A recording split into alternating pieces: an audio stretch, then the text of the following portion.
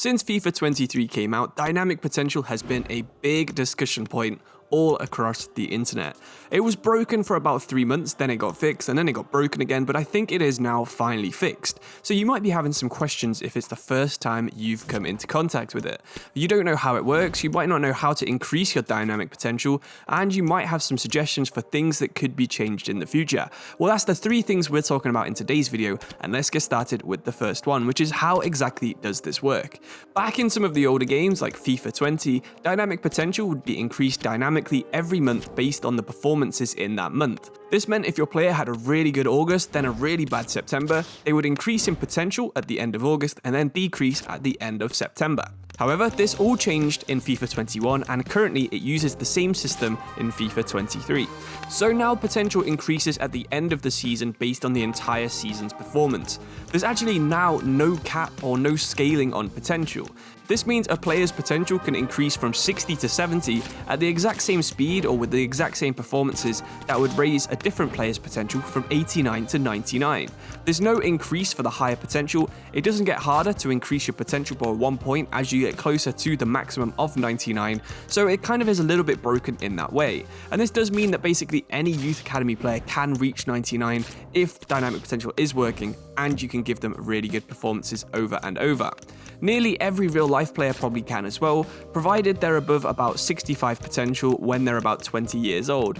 If they're getting a little bit older or maybe they have less potential, you might find it difficult to get the player into the 90s, but I'd say it's pretty much possible to get any player on FIFA up to at least 80 potential. So now you can probably see how overpowered this really can be or how crucial it can be in your save, especially if you're playing with a smaller club. You might be wondering, how can I actually increase the dynamic potential on my player? Now that you know how it works, it's time to look at exactly that. So the biggest factor increasing your player's potential is having a high match rating. You should avoid bringing on players for the final few minutes of games because this means they either won't get a match rating or they'll probably end up with a very low one of around 6 out of 10.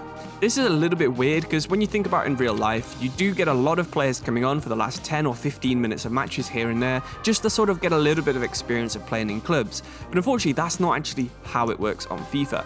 This also means you should really only be playing your youth players against very weak teams, or at least the weakest teams possible in your career. Some good places you can find really weak teams in your career mode, of course, are in the cup matches, so make sure you're playing your worst players in the cup matches where you know you're going to definitely win no matter who you put out. This will give them higher match ratings, especially if you can get them into goals or getting clean sheets, so they will increase their potential a little bit faster if you play them in these matches. The last thing you really need to know about dynamic potential and playing matches is that a player will actually increase their overall a lot more if they start matches rather than coming on as a sub. Even if you sub them on in the first minute, they'll get around a third less experience than if you started them in the game. It's a little bit weird, it doesn't make that much sense, but that's something that I think you should definitely know before starting your career mode. There's some other ways that you can increase potential, and a lot of these are known to more familiar career mode players, but if you're new to the game, you might not realize that potential actually increases every single time you sign a player. It can also decrease, of course, and it also increases or decreases at the end of a loan. So these two things can be exploited by having a lot of short loans in a really short amount of time. This means you can boost your player's potential by like 15 points over the course of a single transfer window.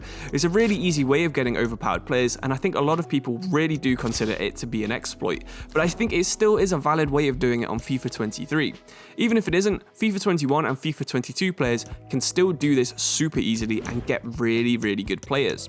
Another area you really need to be looking if you're trying to increase your player's potential is in the squad hub, because this has this little box at the bottom that says player happiness. This affects how fast potential increases, and if you can keep all 4 of these morales green with a thumbs up, that's your best chance of increasing your youth player's potential at the end of the next season. The amount of increase is also reliant on the squad role as well. So if you meet the crucial player requirements with a young player, their potential will go up massively. The exact opposite is true as well. If you've got a crucial player who's also a young player and you're not playing them as much as you should be doing, their potential will actually go down. This makes sense, so you make sure you give them the highest role that you can realistically use them in. So if they really are going to play in every single match, give them the crucial role. But if they're only going to play here and there, maybe sporadic or rotation might be the better one. Just give them the best role and that'll keep their potential safe from going down at the end of the season. If you're interested in learning how to sign a bunch of young players with high potential to begin with, make sure you check out my video on the Youth Academy, which I made a few days ago. But there are a few things I would actually change around a dynamic potential as well. I think it really does punish teams who are fighting relegation with potential loss, because players will get more experience playing at the bottom of the Premier League rather than the top of the Championship, for example. In FIFA, this is reversed. If you've got a really good player and he's getting 10 out of 10 match ratings in every single game, but he's doing it in League 2, he will actually improve a lot faster than someone getting 7 out of 10s at the same age in the Premier League. Of course, in real life, the Premier League is definitely a lot better of a place to develop than League 2. A system that makes more sense can be found in Football Manager, where certain leagues have more experience, so players will grow faster in the tougher leagues. This isn't included in FIFA at all, so if you have the best players getting really high match ratings in bad leagues, they will just absolutely shoot up in potential. There should also probably be a scale system in the levels, so reaching level 95, potential 95 from 90, should definitely be harder for a player than reaching 80 from 75. This means you won't end up with all of these players with 90 plus potential, because in FIFA I think there's only about 10 players in real life who have 90 potential. I think it would also be a lot better if the Youth Academy starting potentials were maybe a little bit lower on average than they are at the minute. In real life, on FIFA 23, there's actually only 13 players who are under 17 years old with over 85 potential to begin Season 1. In FIFA, of course, your Youth Academy will probably be able to find more than this amount in just one season. So you can become super overpowered and basically have every good young player in real life in your academy at the same time. So if this was maybe a little bit lower, not only would it make it a little bit more fun, it would also make dynamic potential matter a little bit more, because if everyone's got really high potentials, then you're not really going to be benefiting that much from bringing up a lower player to a higher potential. Instead, you just go straight for the higher potential and just increase it to 99.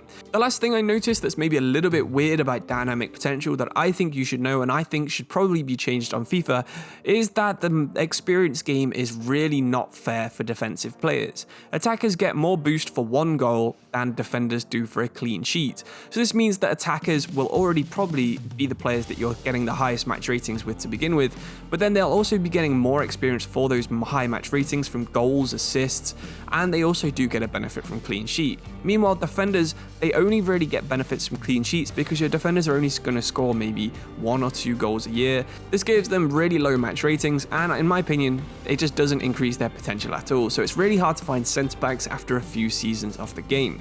I also need your help. If you want to join the Discord, I'm going to do a series where I look at your guys' career modes as well, so submit some of those on the Discord if you'd be interested in that kind of thing. But thank you for watching this video. Hopefully you've learned a little bit about dynamic potential. I did a video very similar to this last year, so I'll link that at the end of this video too, so make sure you check that out if you want to know a little bit more. But thank you for watching. I'll see you soon. Cheers and goodbye.